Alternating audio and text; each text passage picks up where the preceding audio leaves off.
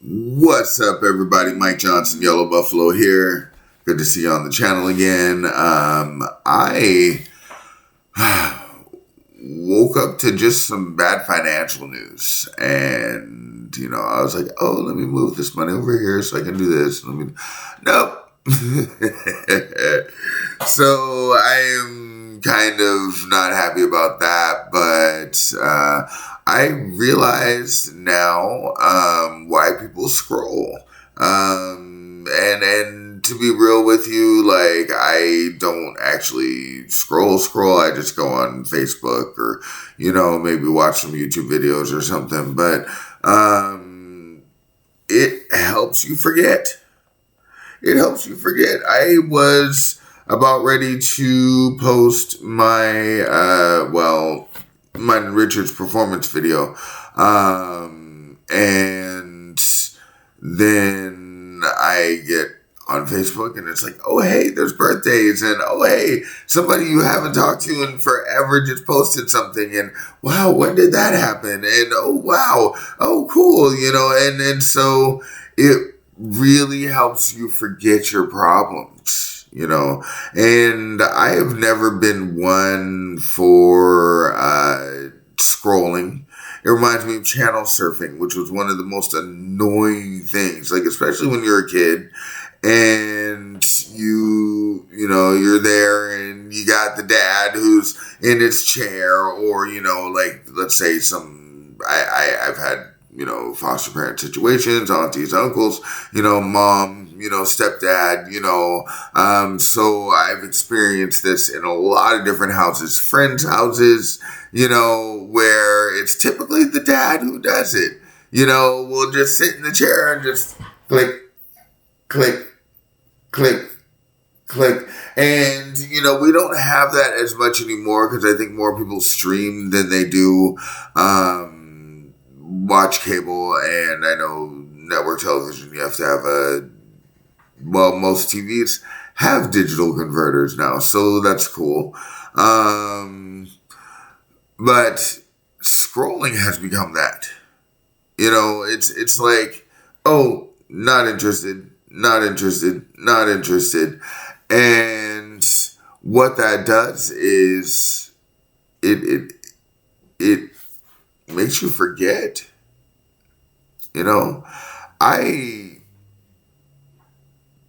I have gone through a few tangents in my head today, trying to figure out exactly what it was I was going to say, because it's Sunday.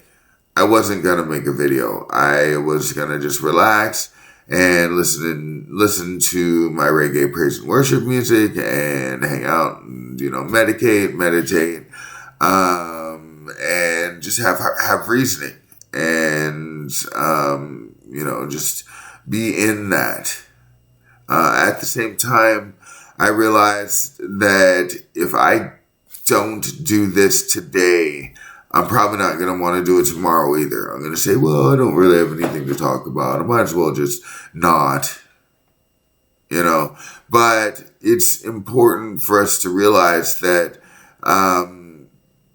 we've got something to talk about. It may not be the most interesting thing. I was just told last night by a friend of mine. He was like, yeah, because I was talking about, doing 30-minute long videos. And he was like, yeah, it's kind of tough because a lot of people, they don't want to sit and watch a 30-minute long video. And I said, well, I'm not really doing this for entertainment purposes.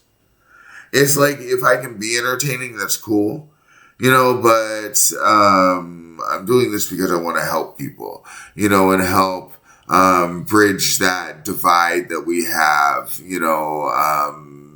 between left and right, and I'll just stick with that because, that's the easiest one right now. That's the easiest one right now because then you can get into everything else. and I'm not really trying to get into everything else right now, even though I've only been talking for 5 minutes. I feel like I want to try and do the other social media apps, but it seems like you go in and they just expect you to already know what's happening. And for me, I have my media volume up way high because I'm usually casting or, doing something associated with my phone and my other devices. So I don't have to search for my remote or, go through the dashboard on, YouTube, for example, which, if you connect your phone to your television, if you can do that, then you're going to find that you're going to have more interesting suggestions on YouTube than the YouTube app, for example. I have a Roku TV, so my TV can do that. And I know first world problems. I don't know if we still say first world and third world anymore, but that's an old thing that, I still say first world problems. Or, I'll complain about something like, oh man, this is taking forever to load. I'm trying to multitask and do this page and this page and this page. But then, why is this page taking so long? Because I'm just trying to copy and paste. 21st century problems. 21st century problems. I'm just trying to copy and paste this code so that I can, get authenticated on this thing so I can. Oh man, and authentications. Those two-step verification apps. Have you ever forgotten your old phone number and tried to do that?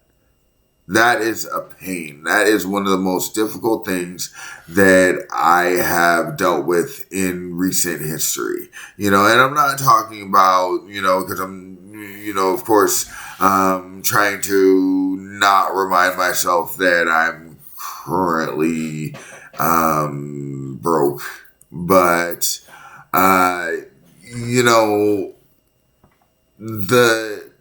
the whole thing. The whole thing about, two-step verification, authenticators, security is so we don't have to stress. So we don't have to memorize all these passwords and stuff. But when you change phones, which is something that I did quite some time ago, I changed phone numbers, and I've had this number for a while now, and I don't want to get rid of it because it's an easy one.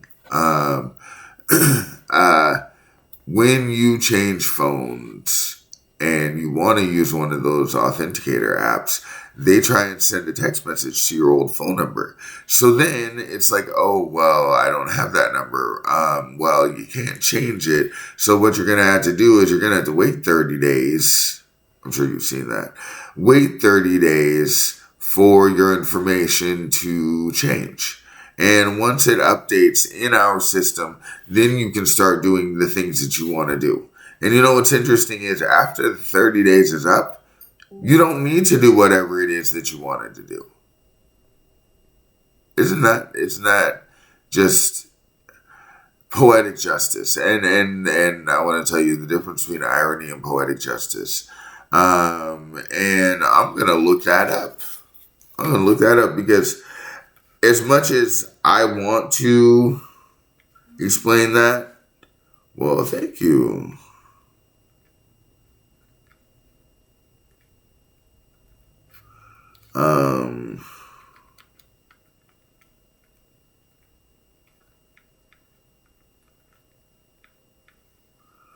Okay. What's the difference between irony and poetic justice?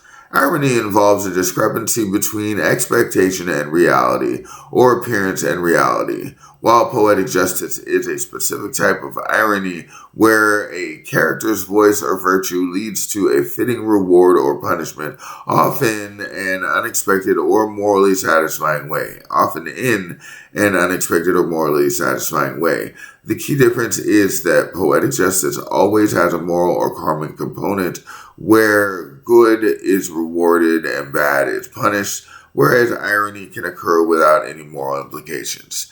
And so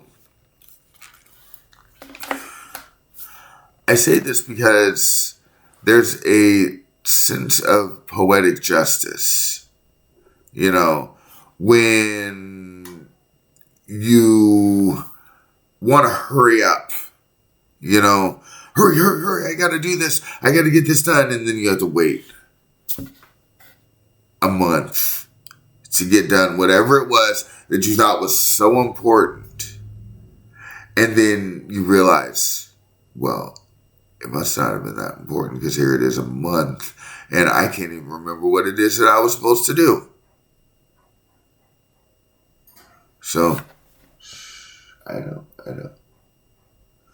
Dogs next door going wild. I'm like, don't you go wild. Don't do it. Don't do it.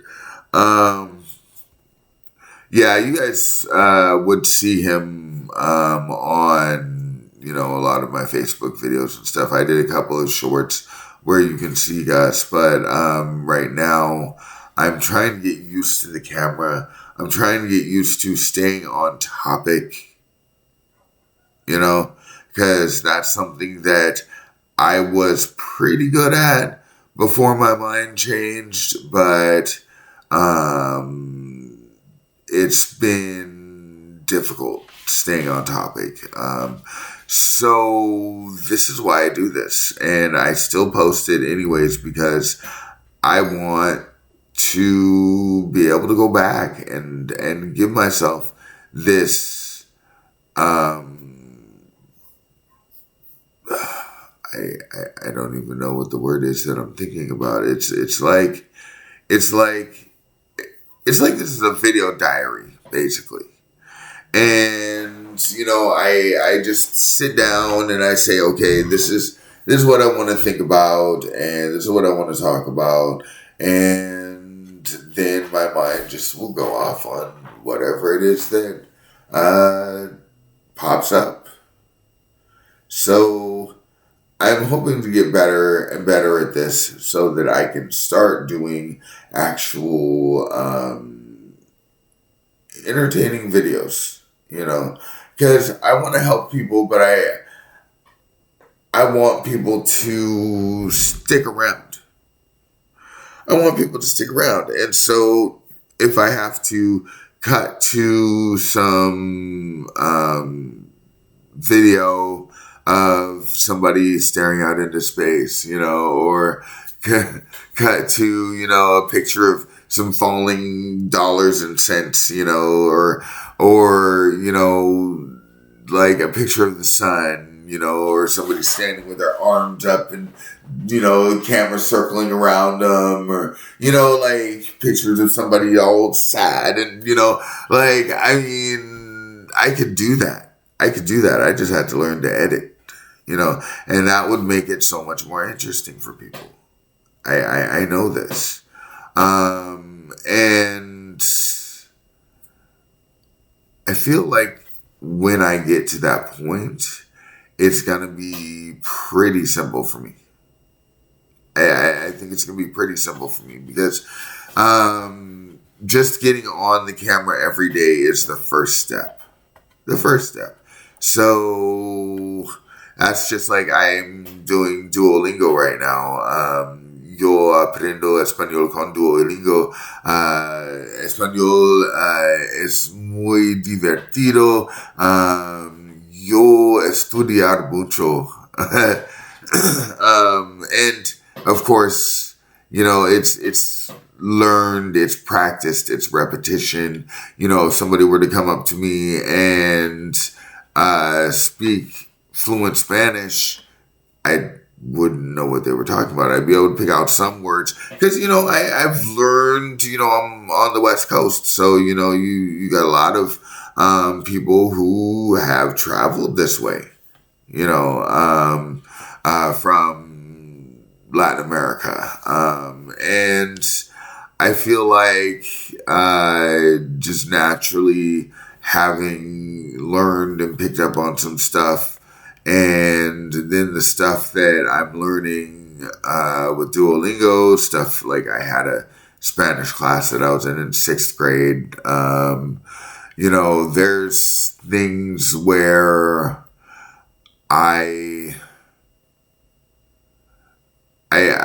picked up on stuff, and I have to give myself credit. I can't completely say that it was all Duolingo that gave me the knowledge that I have today. But what I can say is, of all the knowledge that I have, there's more words that I have learned from there than I have throughout my entire lifetime. And this is the point. If you practice consistently, you're going to get better at whatever it is. I've got a friend, and I'm a phenomenal singer. And I'm not gonna, go off because, I'm just woke up and I haven't warmed up my voice. But I am a phenomenal singer, and, a lot of people know that. And, I get advice, I get people asking me for advice on music. And, the one thing I have to keep saying is practice makes perfect. Practice makes perfect. And people can say, well, there's another saying. It's like practice makes better or something. And the point of this is, when you keep going, when you persist, when you are consistent, when you put that intention out into the universe and you keep putting it out there and you keep putting it out there and you keep putting it out there, that's what's going to come back to you. That's what's going to come back to you. And so this leads me to another thing. Which I think is great. And I was talking to my bro about this, about The Secret and the law of attraction, and how on the movie, if you haven't seen it, spoilers, sorry, it's a pretty old movie. Basically, there's this part where this guy has his bike and he's so nervous that somebody's going to take it, and he locks it up and he puts more and more chains on it, and then more and more locks on it, and he goes and does what he does, and then he comes back and his bike is still stolen. Why? Because you're putting the intention into the universe, that you don't want something to happen. Instead of saying that you do want something, you're saying you don't want it. And instead of the universe hearing, I don't want my bike to get stolen, all they're hearing is bike gets stolen. This is something that I can no longer deny. I have wondered what truth is in the law of attraction, for example, all of these different belief systems, because they, people keep trying to debunk or revamp or what have you, all of these things. But if you've been doing this for as long as I have, and that means consuming this information for as long as I have, then what you're going to realize is it's going in levels. It's gradually bringing you up to a certain point. So I've been watching YouTube videos pretty much since YouTube's inception, and I was blessed to have a friend who started showing me videos that would wake me up. So I watched Zeitgeist, and then eventually I saw Freakonomics, and the first half of Freakonomics is one of the most life-changing and important bits of information that I have ever experienced. I know they get into other things that might not seem important until you watch it a couple of times. Let it sit and let it soak in, and then you'll be, oh, that's why. Okay. But that happens with a lot of these. So if you want to go on a documentary binge and just see what people are looking at, definitely check out the Zeitgeist movies. Check out Freakonomics. Check out, and then once you look at those, then you're going to see more that are going to come up that are going to be suggested by the algorithm. I suggested Paradise or Oblivion, which is basically they were going to do a larger movie. I don't know if they did or not, but it's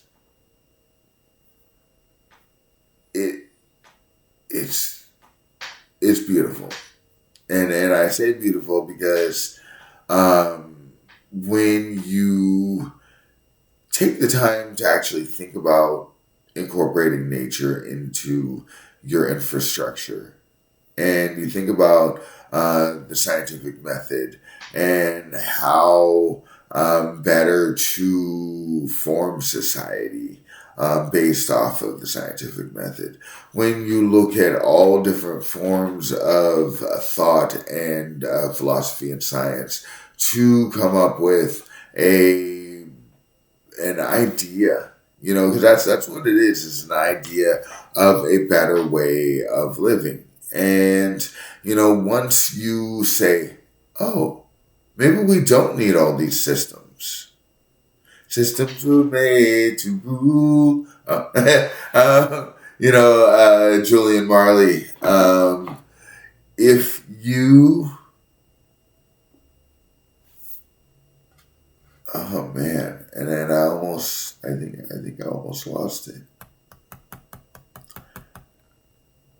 If you realize that we don't need these systems, and you realize that there are different ways that we can build the society up. And when I say society, I mean the human society. Not just talking about America, not just talking about Western civilization. I'm not just talking about,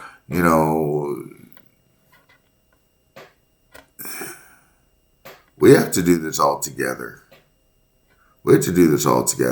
And I am so happy to see places that when I was a kid, I would see on television, and, it was horrendous, how bad people are treated, and I'm talking about the give $1 today, and like that's not because they were,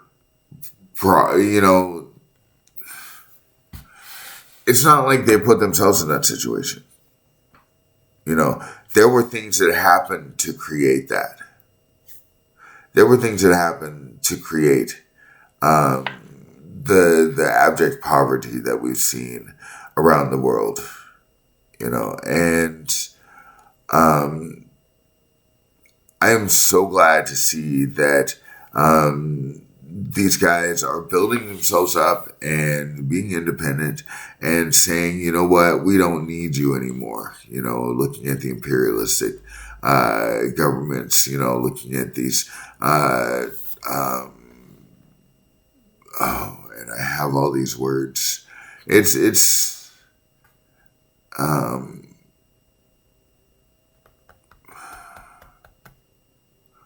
I'll just say colonialists. And you know what? I can't say that I'm not a part of a colonialist nation.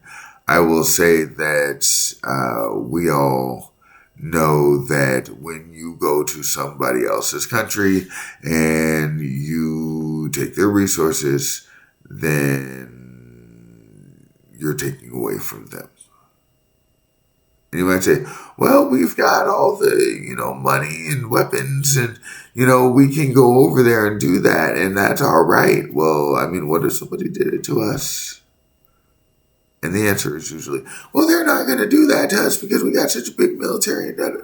See, people don't even give themselves a chance to show empathy, And I know I kind of went off on a tangent here.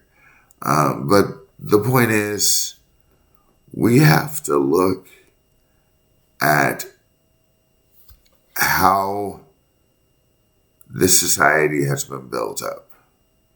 It's been built so that the few can profit off of the many, so that the few can benefit off of the harm caused by many. I've got this lithium ion battery. I have Congolese in my bloodline. I have Congo, Bantu, Cameroon, Mali. So mostly Bantu peoples in my African heritage. Okay, but we're 6 million Congolese have died over the last 30 years because of things like the batteries in computers and cell phones and electric cars and televisions and et cetera, et cetera, et cetera.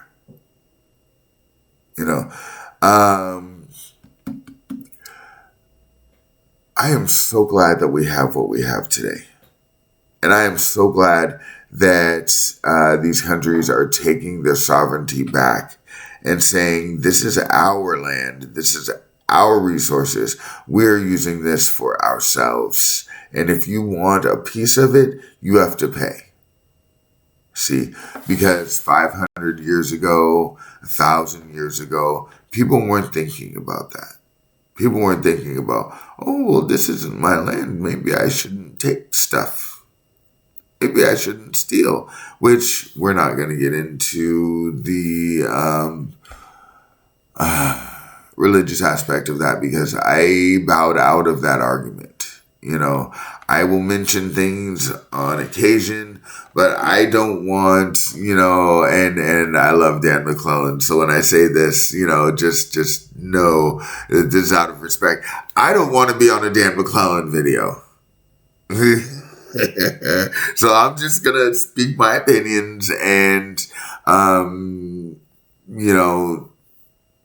make sure that I keep my information as accurate as possible when I'm talking about these things because I don't want to steer anybody wrong anyways.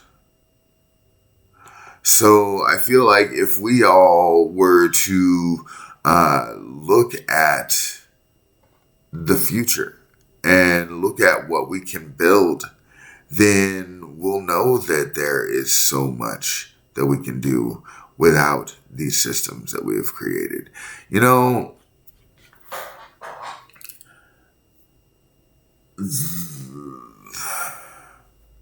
My conversation, the mental conversation that I have, is,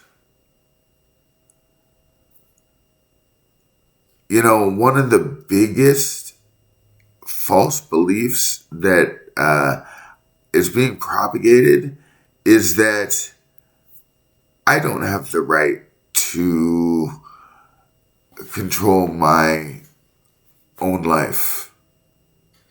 I don't have the right to have control over my own life, have control over my own thoughts, have control over my surroundings. I don't have the right to have free will.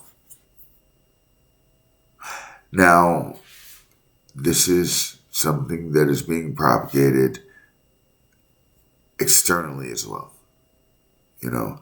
This is how We see governments taking to the streets, militaries taking to the streets. That's how we see people being forced into and out of their homes. There's so many different reasons and so many different things that I can talk about to explain. But the fact is, we all know we can build a better system today. We can easily go and turn all these millions of acres of farmland into hydroponic gardens, hydroponic farms, where, all we need is the space to keep these vertical farms where we can feed everybody. Okay? I want to make this one point very clear. We throw away more food than anyone on this planet could ever possibly eat. We throw away, if I remember correctly, the United States throws away 4 times as much food as could feed the entire planet. So it's not that we don't have enough. It's that we are misappropriating resources. We hoard too much. And I can say, do I need a 2-bedroom apartment? No, I don't need a 2-bedroom apartment. Do I need 5 other people to live here in order to make me living here seem warranted? No. Because I know that there's empty houses, empty residences all over this country. 6 times as many empty homes as there are homeless people. And I've been saying this to people for many, many years. And this is why eventually I decided to make a YouTube channel. So thank you all for watching. Thank you all for listening to me. For those of you who get through the entire 30 minutes, I feel very, very honored. Thank you so much. And I hope you guys have a great day and a great week and, a great rest of the month. I love you guys. Peace.